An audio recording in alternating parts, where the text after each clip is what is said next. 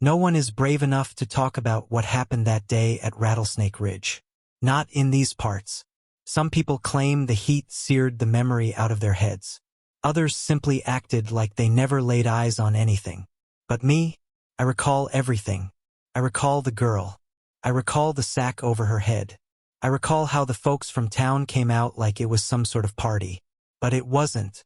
They weren't there for dancing or music. They went to see a human being auctioned like cattle. Nos cham. No charges.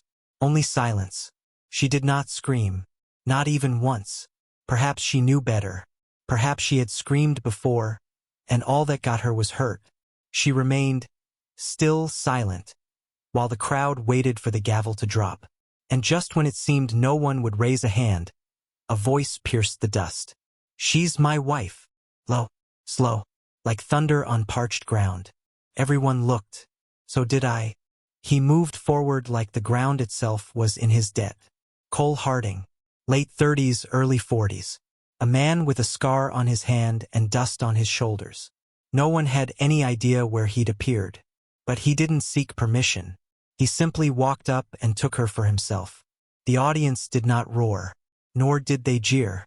They stood there immobile, because even the toughest of hearts know what it is when a man stands between a woman and everything. They walked away from that auction yard like they'd won something. But neither looked like they felt lucky. The girl, Ellie as I'd come to know her, held her head high, but her eyes never stopped scanning behind her.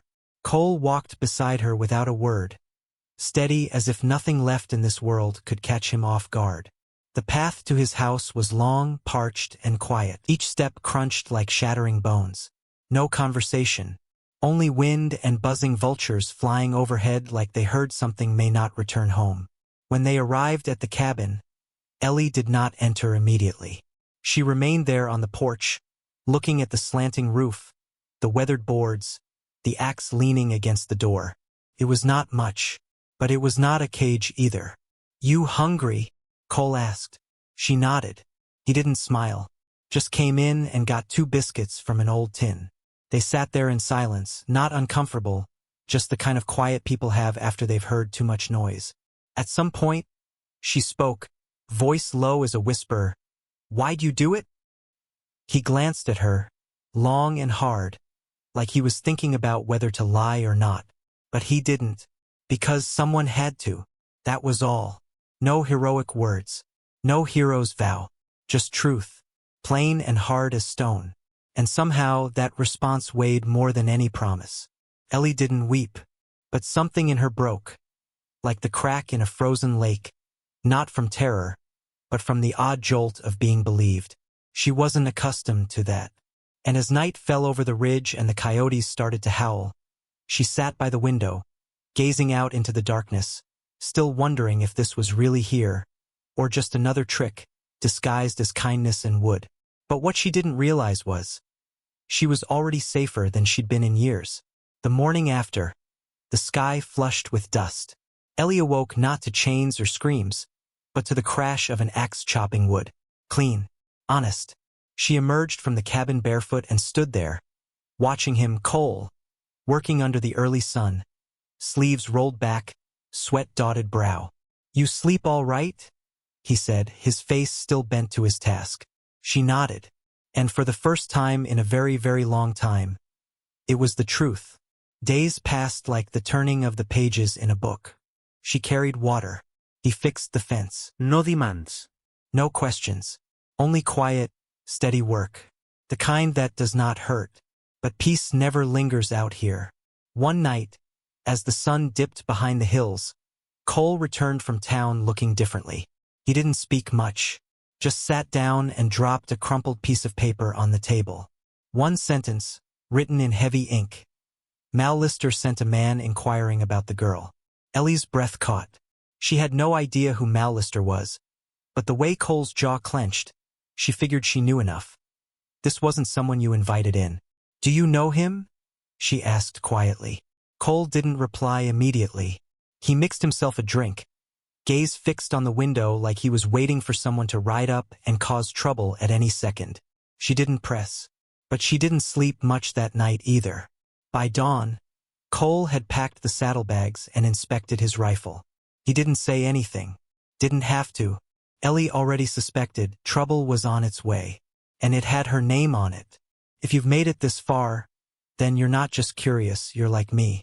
Someone who wants to know if folks like Cole and Ellie can really hold their ground when the storm finally comes. So don't miss what's next. Hit that subscribe button and stay close, because out here in the West, stories don't fade easy, and the next chapter might just knock the dust off your boots. It was in the middle of the afternoon when the trouble came rolling in. Ellie stood on the porch watching as Cole loaded the final of their gear into a well-worn saddlebag. His back was to her, eyes intent, but his hands shook just slightly as he made a final adjustment to the strap on his rifle. Then the ground started vibrating. Horses. Their hooves pounded the parched plain like war drums. Whoever they were, they weren't local. Cole didn't utter a word. He didn't have to. He simply emerged into the yard as if the dirt was his, face impassive, shoulders squared. One of the riders got down, sweat dripping from his brow, eyes keen and evil. Mallister's man. He glared at Ellie, then adjusted his coat to bear the rifle beneath.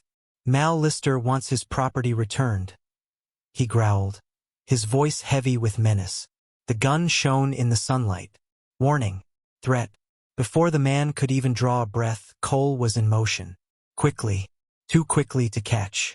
One moment he was frozen. Next he was pulling the man down with the hold of one who'd grappled far worse than beasts. They landed on the ground. Hard. Dust flew everywhere. No music. No long drawn-out climax. Only bare motion. Cloth tearing. Boots skidding.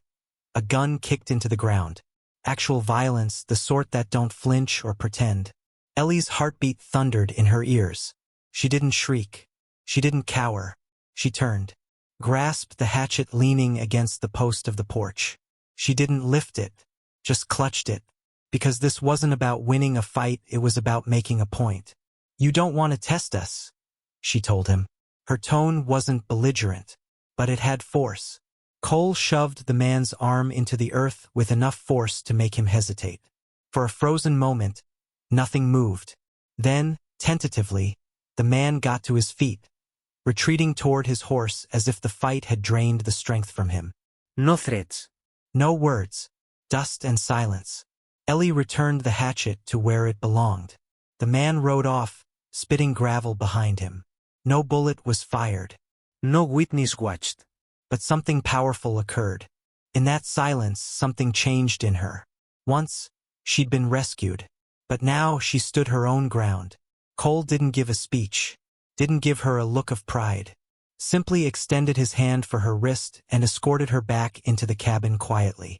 And in that wordless movement, she sensed something authentic, respect. Not respect for being controlled. Respect founded on rebellion. On standing shoulder to shoulder. They remained inside until the hoofbeats had disappeared into nothing but wind. And when the door shut behind them, the world outside, it was no longer a prison. It was starting to be a place they could call their own. The days that followed crept by. Quietly. No more riders. No more whispers on the wind. But Ellie was different. She didn't only care for the land now. She formed it. Constructed a chicken house Cole had laughed would never hold up. Fixed the torn gate herself. Bled on the hammer, never complained. She wasn't enduring anymore. She was becoming. Then, one of those hot, parched days late in summer, she saw something down by the stream. A girl of no more than 15, alone, wild-eyed with fear. Behind her was a man. Ellie didn't hesitate. She descended the slope, steady, chin up, and stood firm between them. "This one's not yours," she said. No tremble. No question. The girl did not say anything. Merely moved behind Ellie as if it was the most natural thing in the world. The man departed without a word. That evening, Cole sat with her by the fire, chopping carrots as if it were any other night. She didn't speak much. She didn't have to, because the woman before him wasn't the same girl that he'd rescued from the auction yard. She'd gained her voice, and once you get your voice back, you don't lose it. They never got married. Never had to. But word got around. People started referring to that piece of land as Ellie's Ridge. Not because she had staked claim to it, but because she'd worked for it. And perhaps this entire story isn't about rescue or revenge, but reclamation. Reclaiming what's always been yours, your name, your power, your rightful place in the world. So ask me, when did you last stand for something even if your hand was shaking? When was the last time you said no and meant it? And perhaps the more important question is, would you stand between someone and the storm, even if the fight wasn't yours?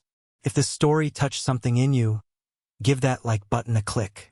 And if you'd like to walk more dusty roads with people like Cole and Ellie, click subscribe. Because out here, stories don't just end. They echo. And sometimes they alter someone else's path.